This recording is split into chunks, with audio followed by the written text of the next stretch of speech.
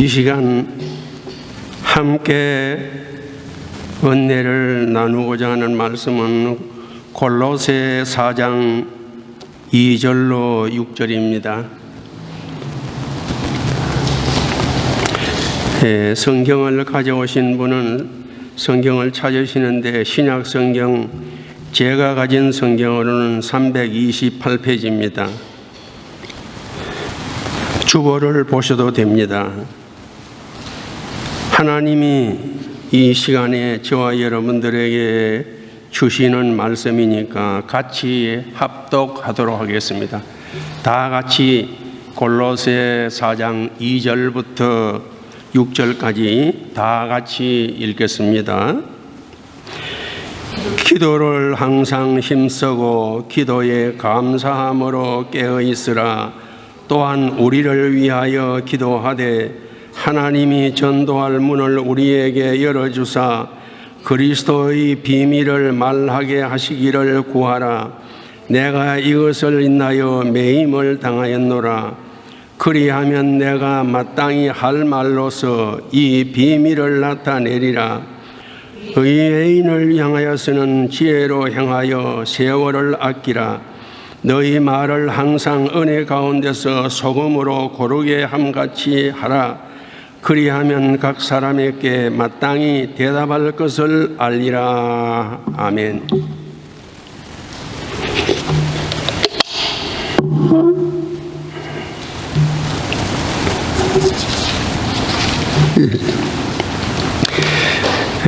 새해에 와서 제가 첫 번째로 말씀을 증거하고 또 오늘 우리가 새로운 담임 목사님을 모시고 취임식을 하게 되었기 때문에 처음에는 말씀의 제목을 새해의 부탁이라 그렇게 했다가 제목을 의미 있는 삶이라는 제목으로 바꾸었습니다. 왜냐하면 부탁이 의미 있는 삶이기 때문에 의미 있는 삶이라 그렇게 바꾸었습니다. 이 말을 영어로 표현을 하면은 제가 발음을 잘 못하지만은 라이프 오브 시그니피컨스, 석세스가 아니라 시그니피컨스, 성공적인 삶이 아니라 의미 있는 삶이 되기를 부탁드리고자 합니다. 세상 사람들은 성공을 위하여서 자기의 온 삶을 다 바칩니다. 심지어 예수를 믿는 하나님의 자녀들까지도 성공을 쫓는 그런 경우를 많이 볼 수 있는데요. 만약에 성공적인 시각으로 본다고 하면 예수님은 실패한 것입니다.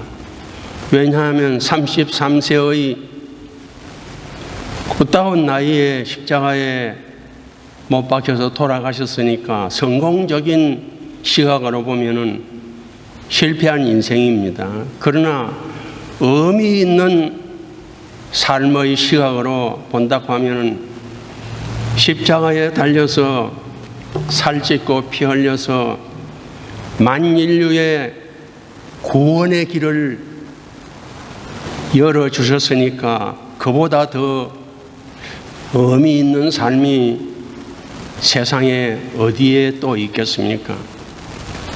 그런데 말입니다. 성공적인 삶은 아무나 다 살 수 있는 것은 아닙니다. 그러나 의미 있는 삶은 부자가 아니라도 살 수 있습니다. 많이 배우지 못해도 의미 있는 삶은 살 수 있습니다. 빈부, 귀천, 남녀노소, 건강하든 건강하지 못하든 의미 있는 삶은 누구나 다 살 수 있는 삶입니다. 그래서 이 시간 저와 여러분들이 예수님의 제자된 저와 여러분들이니까 지금까지도 그렇게 사셨지만은 남은 삶은 의미 있는 삶으로 점점 풍성해지시기를 부탁드립니다. 그러면 의미 있는 삶은 어떤 삶일까요? 몇 가지로 말씀드리려고 합니다. 첫 번째로 의미 있는 삶은 하나님의 말씀을 지키는 삶입니다. 하나님의 말씀인 성경에 나오는 모든 선진들의 공통점이 있는데요.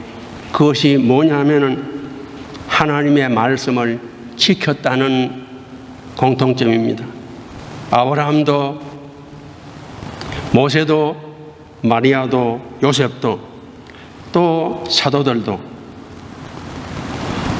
모든 믿음의 선진들은 하나님의 말씀을 지켰다는 것이 공통점이고 그것이 바로 의미 있는 삶이라고 그렇게 볼 수 있습니다. 요한계시록 1장 3절에 보면은 이 예언의 말씀을 읽는 자와 듣는 자와 그 가운데 기록한 것을 지키는 자가 복이 있나니 때가 가까움이라 그랬습니다. 여러분, 이 성경 말씀은 하나님이 우리에게 지키라고 주셨지 지식하라고 주신 것 아닙니다. 지식해서 무슨 시험을 치기 위해서 공부하라고 주신 말씀이 아니고 지키라고 주신 말씀입니다. 그래서 첫 번째로 의미 있는 삶은 하나님의 말씀을 지키는 것이 의미 있는 삶입니다. 그렇게 증거합니다. 신명기 6장 6절에서 9절에 보면 참 의미 있는 말씀을 하셨습니다. 제가 읽어 드릴 테니까 잘 들으시기 바랍니다. 오늘날 내가 내게 명하는 이 말씀을, 신구약 66권의 말씀을 말하는 것이죠. 오늘날 내가 내게 명하는 이 말씀을 너는 마음에 새기고, 여러분 듣기만 하지 마시고 마음에 새겨야 됩니다.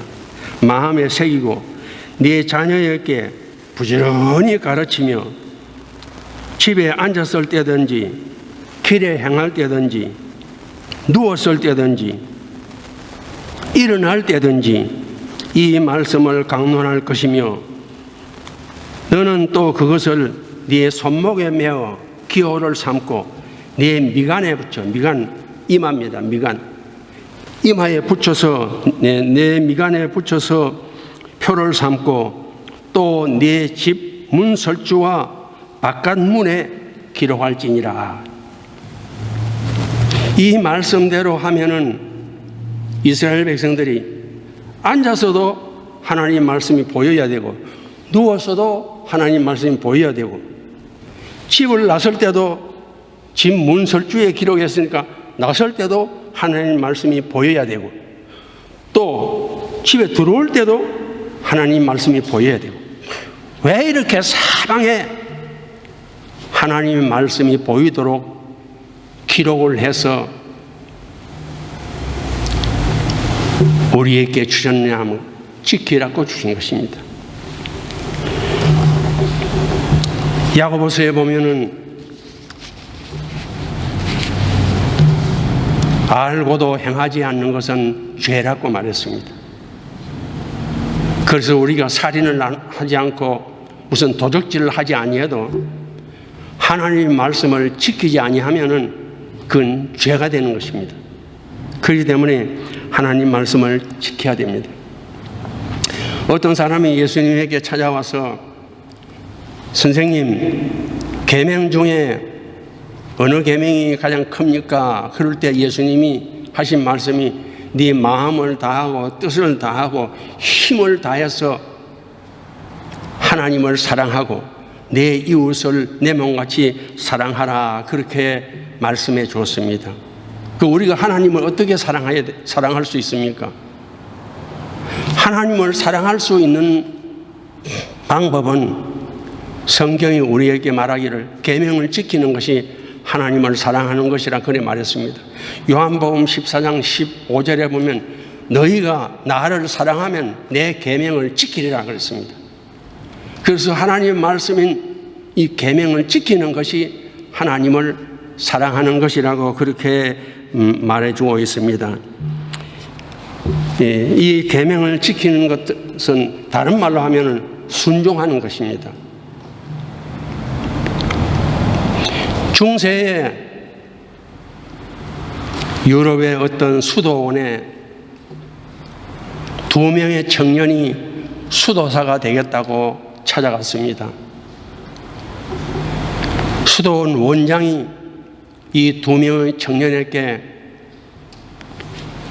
숙제를 주었습니다. 그 숙제가 뭐냐면 배추 모종을 2 청년에게 주면서 밭에 가서 뿌리가 하늘로 가도록 심어라, 그렇게 말했습니다. 그러니까 이 2 사람 중에 한 사람은 아무리 생각해도 이거 원장님이 말을 실수하신 것 같다.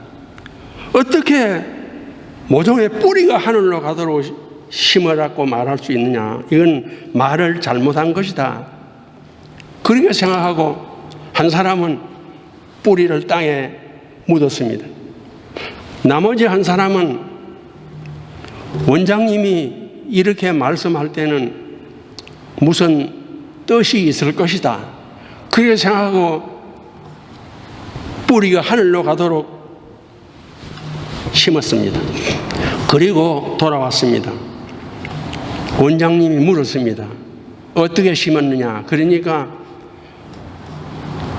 뿌리를 땅에 심은 사람이 말하기를 아무래도 원장님이 말에 실수를 하신 것 같아서 저는 뿌리를 땅에 가도록 심었습니다.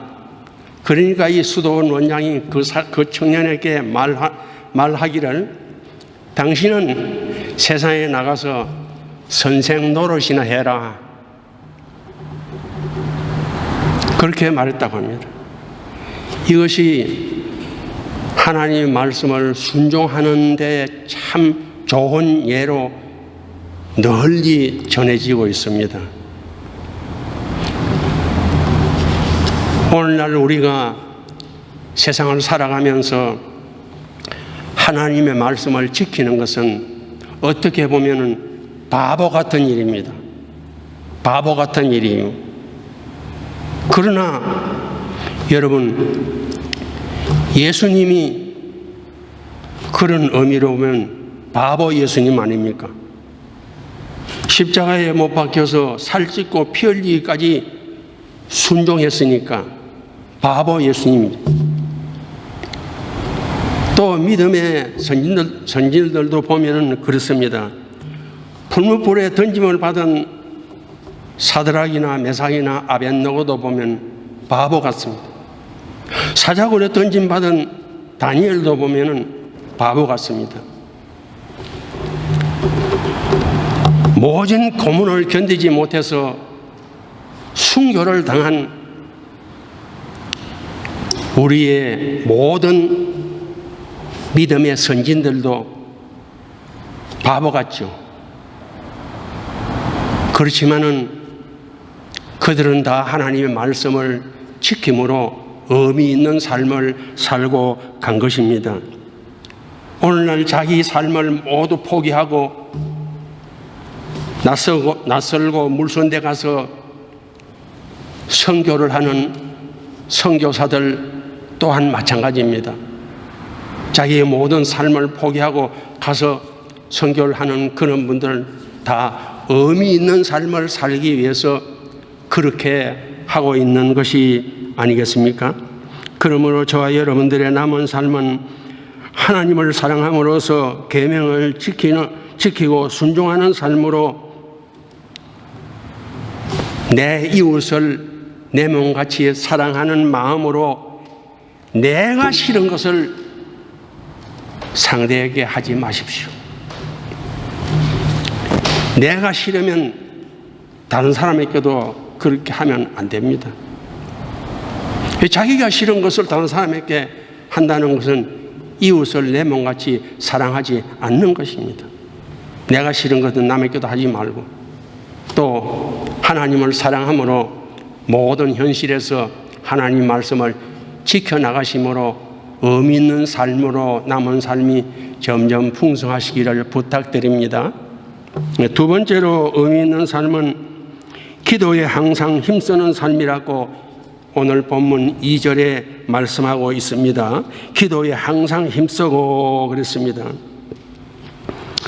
우리가 하나님께 기도드리는 이유는 여러 가지가 있겠지만은 첫 번째로 우리가 하나님께 기도드리는 것은 하나님, 저는 하나님 없이는 못 살아요.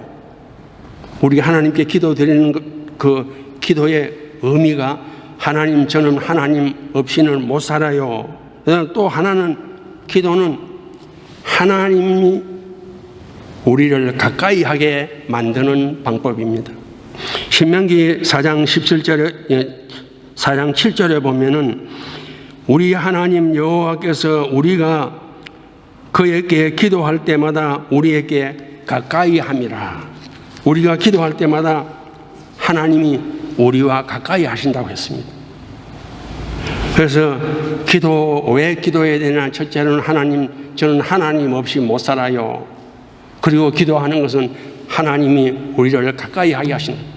그래서 마가복음 1장 35절에 보면은 예수님도 새벽 미명에 한적한 곳에 가서 기도하셨다 그렇게 했습니다.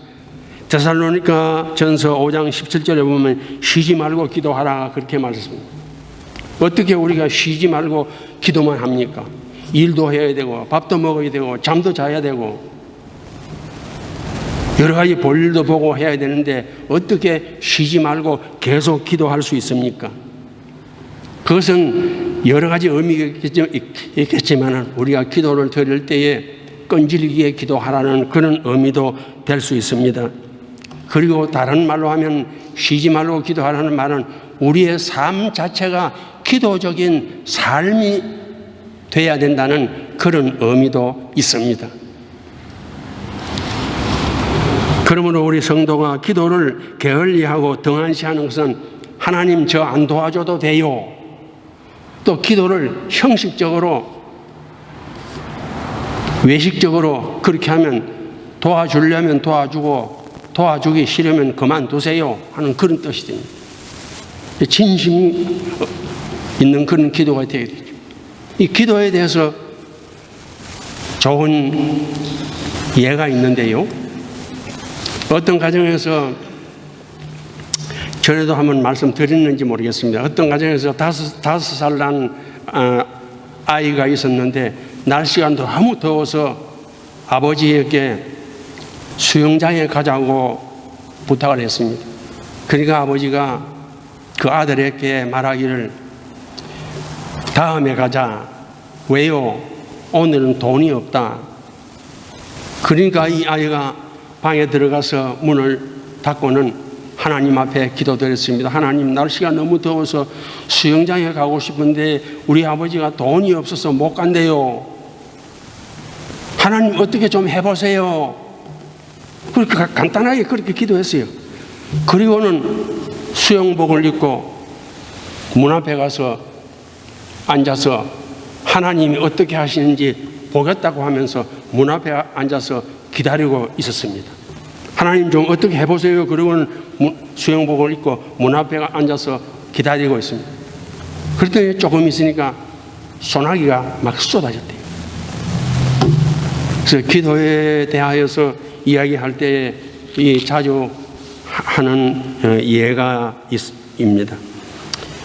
오늘 새로 담임 목사로 취임하는 목사님은 물론 새로 담임 목사님을 모시게 되는 성도 여러분, 항상 기도에 힘 쓰심으로 의미 있는 목사님이 되시고 의미 있는 교회가 되시기를 부탁드립니다.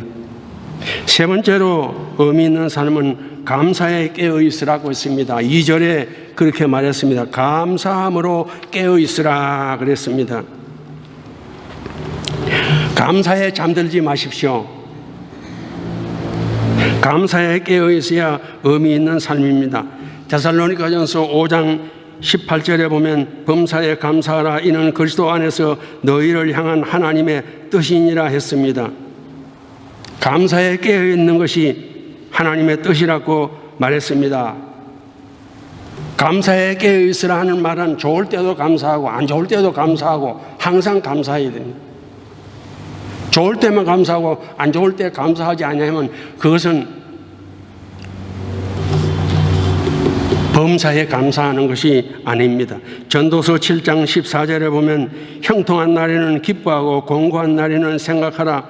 하나님이 이 두 가지를 병행하게 하사 사람으로 그 장래 일을 능히 헤아려 알지 못하게 하셨느니라 했습니다.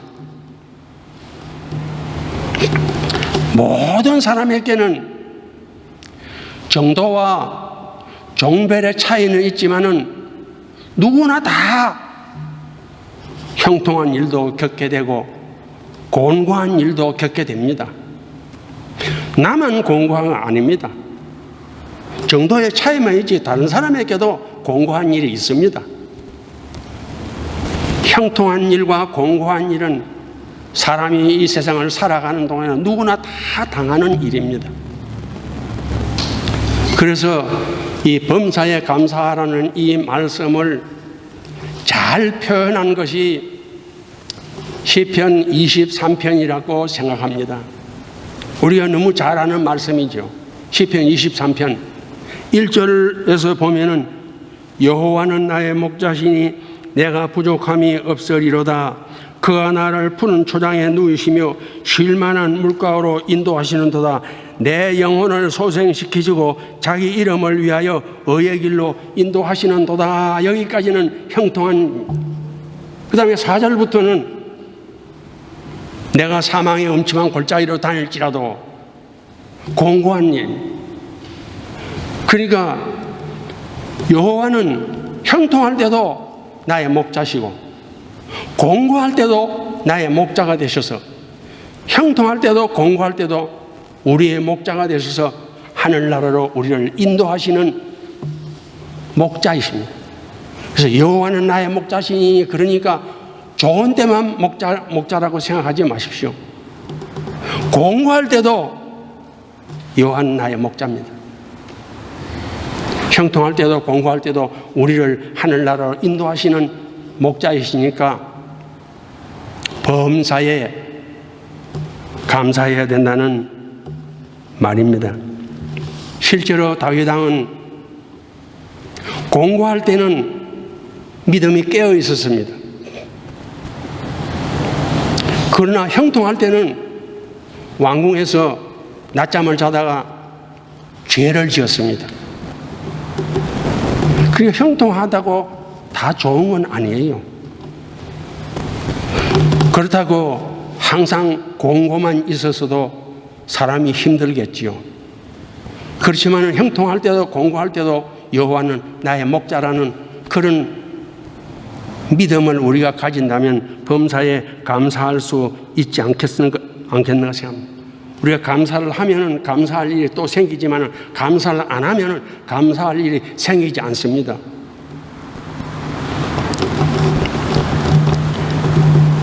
이미 받은 은혜와 축복에 대해서 감사를 하는 것을 앞으로도 계속 은혜와 축복을 받을 미천이 되는 것입니다. 그러므로 저와 여러분들의 남은 삶은 감사가 잠들지 않고 감사에 깨어있는 삶으로 점점 풍성하시기를 부탁드립니다. 여러분, 오늘 집에 돌아가셔서요, 이런 종이, 백지에, 아무것도 없는 종이에다가 감사에 대하여서 한번 적어 보십시오. 감사해서 첫 번째, 두 번째, 세 번째 이렇게 해서 감사할 것이 많은 사람은 복 있는 사람입니다. 그런데 아마 여러분들이 집에 가서 적어 보시면 감사할 일이 10가지도 안 될지 모릅니다.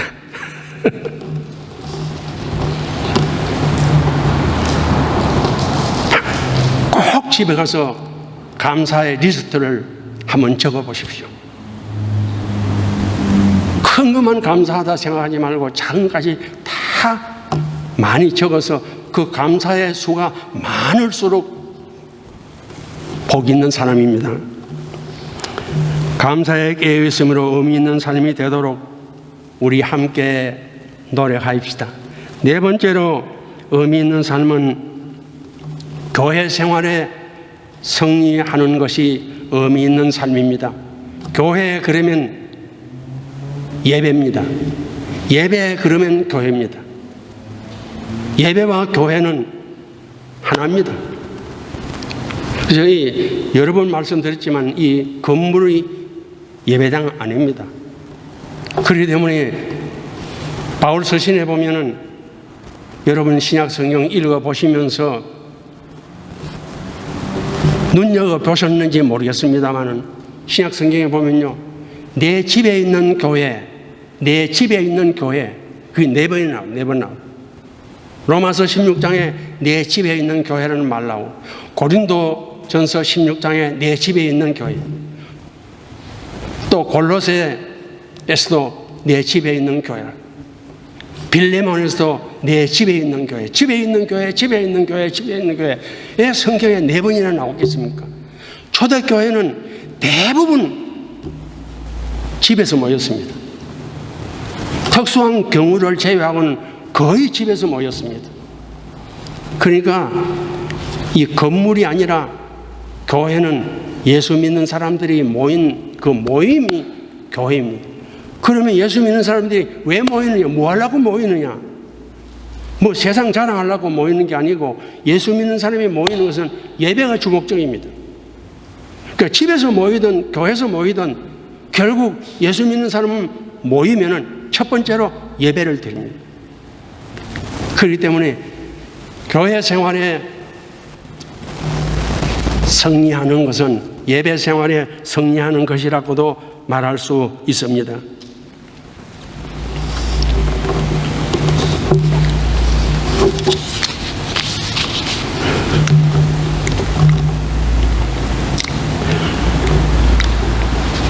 여러분들에게 교회 생활에 승리할 수 있는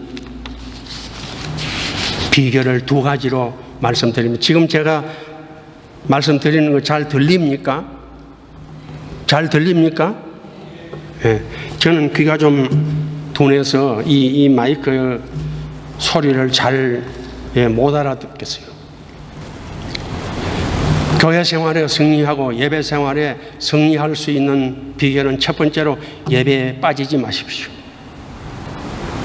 공예배를 목숨처럼 귀하게 여기시고 소속한 교회의 공예배에 빠지지 마십시오. 은혜를 받든 못 받든 상관없습니다. 참여하면 그것으로 절반은 성공입니다. 설교 시간에 잠을 자도 괜찮습니다. 뭐 피곤하니까 그럴 수 있죠. 뭐. 또 설교가 맵지 못하니까 그럴 수 있죠. 괜찮습니다. 졸아도 괜찮아요. 그렇게 피곤하고 잠이 오는데도 나와 앉아 있다는 그 자체가 얼마나 귀한 일입니까? 정신이 말짱한 사람보다는 졸음이 와서 못 견디는 사람이 더 힘듭니다. 그러니까 교회 생활과 예배 생활에 승리하는 첫 번째는 공예배에 참석하면 그것으로 절반은 성공했습니다. 두 번째, 예배에 승리하기 위해서는 오늘 본문 말씀에 이렇게 말합니다. 3절에 이렇게 말해요. 그리스도의 비밀을 말하게 하시기를 구하라 그랬습니다. 그리고 에베소 6장 19절에도 복음의 비밀을 담대히 말하게 하옵소서 그래요. 예배에 승리하고 의미 있는 예배, 의미 있는 교회 생활이 되기 위해서는 첫 번째로는 공예배에 반드시 참석을 하시고, 두 번째로는 이 강단에서는 다른 소리 하면 안 됩니다. 복음의 비밀만 말해야 돼요. 그리스도의 비밀, 천국의 비밀, 그것만 말해야 됩니다. 물론 이 말씀을 이해를 돕기 위해서 예를 들 수는 있습니다. 그러나 복음의 비밀, 그리스도의 비밀이 아닌 딴 얘기를 하는 것은 예배를 실패하게 만드는 것입니다. 말이 좀 시원치 않더라도 그 내용이 복음의 비밀, 그리스도의 비밀, 천국의 비밀, 구원의 도리, 믿는 사람이 해야 될 의무와 책임, 이런 복음의 비밀, 그리스도의 비밀만 강단에서는 선포되어야 되지, 사사로운 얘기를 설교 때뿐 아니라 광고 시간에도 그런 말을 하는 것은 예배 생활을 실패하게 만듭니다. 오직 강단에서는 복음의 비밀, 그리스도의 비밀, 천국의 비밀만 말해야 됩니다. 그렇게 함으로써 교회 생활이 승리가 되고 예배 생활이 승리가 될 수 있습니다. 성도의 입장에서는 마땅히 힘들지만은 공예배에 꼭 참석하시고, 그 다음에 강단에서는 말하는 사람도 복음의 비밀, 그리스도의 비밀, 천국의 비밀만 말해야 되고, 듣는 분들도 그것을 들으려고 해야 되지 다른 이야기를 들으려고 하면 안 됩니다. 재미가 없어도 복음의 비밀, 그리스도의 비밀, 천국의 비밀, 그것만 들으려고 해야 됩니다. 딴 얘기는 듣지 마세요. 딴 얘기를 하더라도 그건 듣지 마시고 그냥 복음의 비밀, 그리스도의 비밀, 그것만 들어야 돼요. 하는 사람도 딴 얘기해서 안 되지만 듣는 분들도 딴 얘기하면 그건 그냥 내버리고 복음의 비밀만 들으면 돼요. 제가 존경하는 어떤 목사님이 이런 말씀을 했습니다. 기도를 드릴 때에 그 기도의 내용이 맞지 않으면 아멘 해야 됩니까? 아멘 하지 말아야 됩니까? 그러니까 그 목사님이 이렇게 말했어요. 나는 아멘 하는데 잘못된 거 그거는 말로 아멘, 마음으로 그렇게 한대요. 잘못된 거 그거는 빼고 아멘. 참 지혜 있는 분이지요. 강당에서 목사님이 은혜스럽지 못한 얘기 하더라도 그 꼭 듣지 마시고 그건 듣지 마세요. 그거는 빼고 복음의 비밀, 그리스도의 비밀, 그것만 봐. 그 다음에 다섯 번째로 의미 있는 삶은 외인에 대한 의무를 다해야 합니다. 5절 6절을 아까 읽었지만 한 번 더 읽겠습니다. 5절 6절. 외인을 향하여서는 지혜로 행하여 세월을 아끼라. 너희 말을 항상 은혜 가운데서 소금으로 고르게 함같이 하라. 그리하면 각 사람에게 마땅히 대답할 것을 알리라. 외인이 누구냐? 외인이 누구인지부터 우리가 정의를 바로 내려야 됩니다. 내 가족이든지 친구든지 친척이든지 이웃이든지 아직 예수를 믿지 않는 모든 사람은 외인입니다. 내 가족이라도 아직 예수를 믿지 않으면 나한테 외인입니다. 그 외인에 대한 의무를 잘 감당해야 의미 있는 삶이라고 할 수 있겠습니다. 마태복음 10장 16절에 예수님이 제자들을 전도하러 내보내시면서 이렇게 말씀했습니다. 보라, 내가 너희를 보냄이 양을 이리 가운데 보냄과 같도다. 그러므로 너희는 뱀같이 지혜롭고 비둘기같이 순결하라 그랬습니다. 전도하러 내보내면서 뱀같이 지혜롭고 이렇게 말했습니다. 이게 무슨 뜻일까요? 뱀같이 지혜롭고. 길게 설명하지 않고 그냥 요점만 말씀드리겠습니다. 뱀같이 지혜롭고 하는 말은 믿음에 손해보는 짓 하지 말라 그런 거예요. 믿음에 손해보는 짓 하지 말라 그 말. 예수님이 그렇게도 말씀해요. 겉옷을 달라 하거든 속옷도 줘라.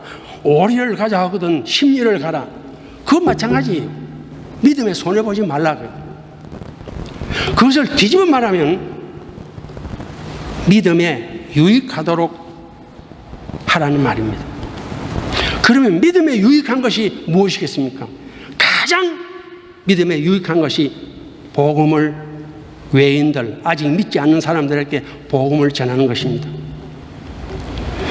가족들 중에 아직 믿지 않는 분이 있으면 가장 우선적으로 목숨을 걸 만큼 정성을 다해서 가족에게 먼저 복음을 전해야 됩니다. 이웃 사람께 복음을 전하고. 이 복음을 전하는 것이 외인에 대한 의무인데 그것이 의미 있는 삶입니다. 여러분, 직접 나가서 전도를 하거나 선교를 만약 여러분들이 하고 있다면, 길거리에 나가서 전도를 하고 있다면 계속 하십시오. 그렇게 하지 못하고 내가 선교사나 선교단체를 후원을 하고 있습니까? 계속 하십시오. 중단하지 말고 계속 하십시오. 아직도 내가 직접 전하지도 못하고 후원도 못하고 있으면 지금부터라도 후원을 시작하십시오. 그것이 의미 있는 삶입니다. 제가 늘 말씀드리지만 큰 돈 안 들여도 후원할 수 있습니다. 가장 미니멈이 20불입니다. 한 달에 20불. 그 방송국에 선교 헌금하는 것이 미니멈이 20불입니다. 지금까지 하고 있으면 계속 하십시오. 아직 못하고 있으면 지금이라도 시작하십시오. 그것이 외인에 대한 의미 있는 삶이라고 할 수 있습니다. 그리고 우리의 삶이 내 말이나 내 행동, 우리 삶 그 자체가 다른 사람에게 전도가 되도록 살아야 됩니다. 믿는 사람이 하는 말을 보고 안 믿는 사람들이 저 사람 보면 예수 믿을 마음이 없다. 그렇게 하면 안 되는 거죠. 그거는 외인에 대한 의무가 아닙니다. 자기가 믿지는 않아도 아무 것이 보면은 나도 예수 믿고 싶은 마음이 생긴다, 있다. 그러면 외인에 대한 의무를 생활로서 행하는 것입니다. 그러니까 직접 하든지 후원을 하든지 아니면 우리의 생활로서 외인에 대한 의무를 감당하든지 그렇게 해서 저와 여러분들의 남은 삶이 의미 있는 삶이 되시기를 바랍니다. 오늘 경고한 말씀을 다시 요약하면서 마치겠습니다.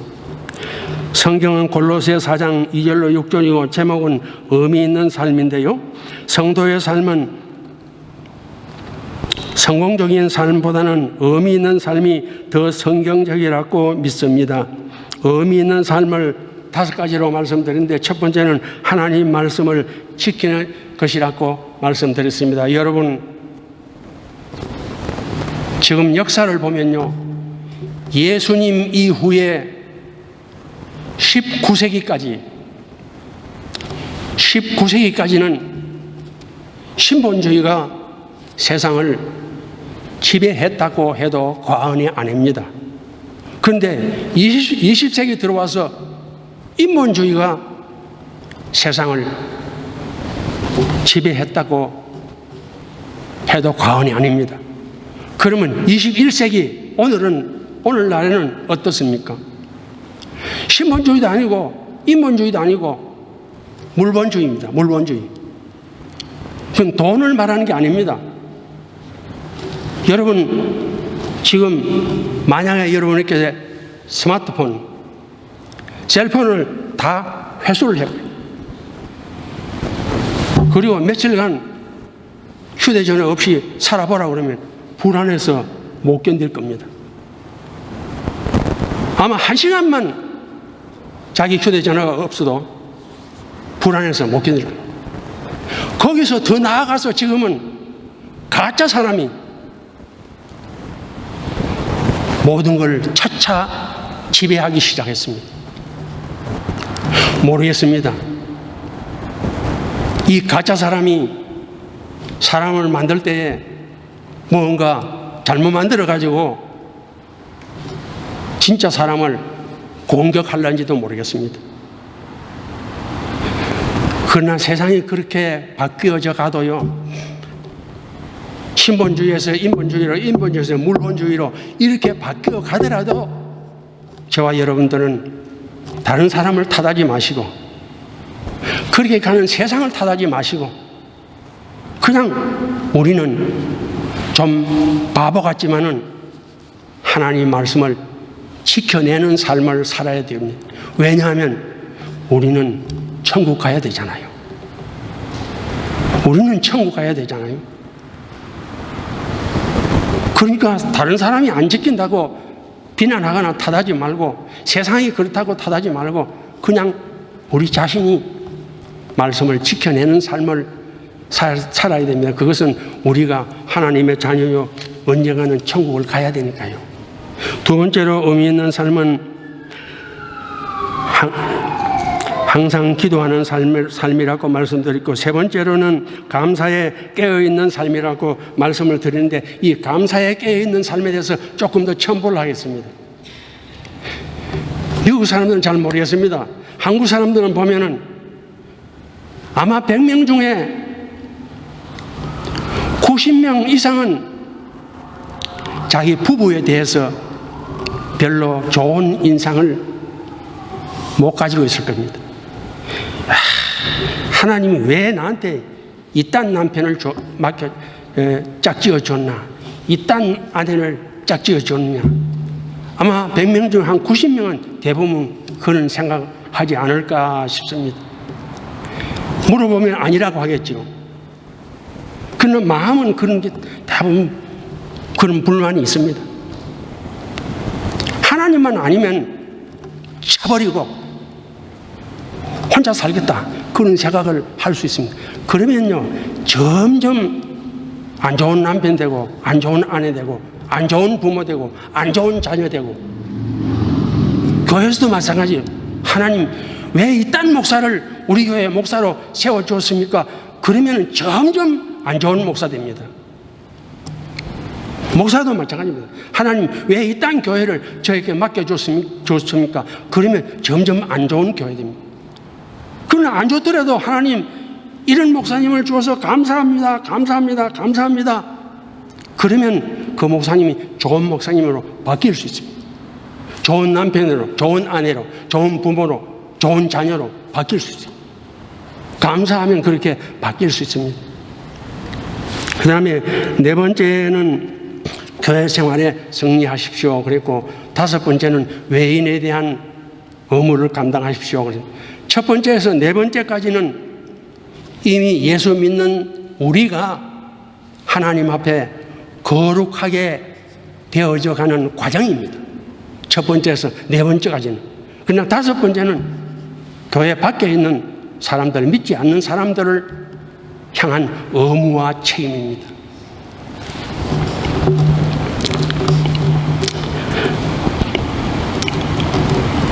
부디 저와 여러분들의 남은 삶이 의미 없는 사망적인 삶이 아니라 의미 있는 생명적인 삶으로 남은 삶이 점점 풍성해지시기를 주님의 이름으로 축복하고 부탁드립니다. 기도드리겠습니다. 좋으신 아버지 하나님 감사합니다. 오늘도 우리의 생명을 허락하시고 이 자리까지 우리를 불러 모아 주셔서 하나님 앞에 주일 예배를 드릴 수 있도록 축복 주심을 감사합니다. 오늘은 골로새 4장 2절로 6절 말씀을 중심으로 의미 있는 삶이라는 제목으로 함께 말씀을 나누었습니다. 우리 미조서구교회 모든 성도들과 교회 전체가 남은 삶이 의미 있는 삶으로 점점 풍성하여질 수 있도록 축복하여 주옵소서. 우리 성도들 가운데 마음이 상하여서 예배당에 나오지 않는 안타까운 사람들도 있습니다. 사람의 심리를 주관하시는 하나님, 그들의 마음을 어루만지시고 치료하여 주셔서 다시 나와서 함께 주의 몸된 교회를 위하여서 봉사하고 헌신하며 섬길 수 있도록 은혜를 베풀어 주옵소서. 이 땅에 전쟁이 있는 곳에 평화의 은혜를 주시옵소서. 가난이 있는 곳에 먹을 것을 주시고 질병이 있는 곳에 건강의 은혜를 더하여 주시옵소서. 예수님 이름으로 기도드리옵나이다. 아멘.